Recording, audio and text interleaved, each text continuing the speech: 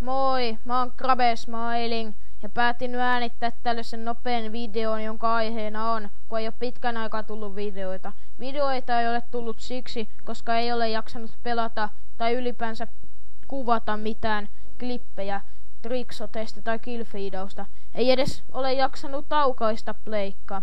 Ja kun oli juhannus juuri ja muutakin hyviä kesäkelöjä. Ja kun te olette toivoneet niin helvetin paljon tätä kyseistä Fameen episode 1. Sitäkään ei ole kuvattu, vaikka te olette siellä niin paljon kommentoineet. Tai ei ole sitäkään raskinnut kuvata, kun on ollut niin hyviä kesäkelejä, niin ei ole raskinnut mennä sisälle, vaan ollut tälleen, että noi, tuutteko ulos, niin mieluummin tolle.